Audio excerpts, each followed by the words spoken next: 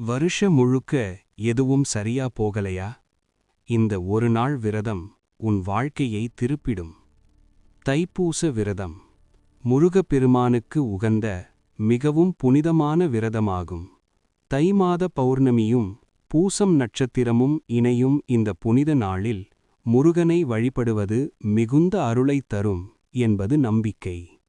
தைப்பூசம் அன்று அதிகாலையில் எழுந்து நீராடி தூய்மையான ஆடை உடுத்தி வீட்டினை சுத்தம் செய்து விளக்கேற்றி விரதத்தை தொடங்க வேண்டும்.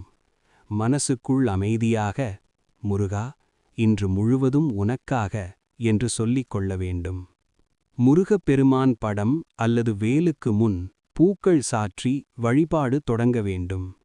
கந்த சஷ்டி கவசம், வேல்மாறல், கந்தகுரு கவசம் மற்றும் திருப்புகழ் பாடல்கள் பாராயணம் செய்வது மிகவும் சிறப்பு. சத்தமாக பாட முடியாவிட்டாலும் மனதார உச்சரித்தாலே முருகனருள் கிடைக்கும். விரத நாளில் காலை முதல் மாலை வரை முழு உபவாசம் இருப்பது சிறந்தது. முடியாதவர்கள் பால் அல்லது பழம் மட்டும் எடுத்துக்கொள்ளலாம். இது பசிக்காக இல்லை, பொறுமையை பயிற்சி செய்வதற்கான ஒரு வழி. விரதம் என்பது உணவு கட்டுப்பாடு மட்டுமல்ல. வீண் விவாதங்கள், கோபம், பொய் பேசுதல், பிறரை குறை சொல்வது இவைகளை தவிர்க்க வேண்டும். நாள் முழுவதும் ஓம் சரவணபவ என்ற மந்திரத்தை மனதிற்குள் உச்சரித்துக் கொண்டே இருக்க வேண்டும். மாலை நேரத்தில் அருகிலுள்ள முருகன் கோவிலுக்குச் சென்று முருகப்பெருமானின் சந்நிதியை 6 முறை சுற்றி வழிபாடு செய்ய வேண்டும்.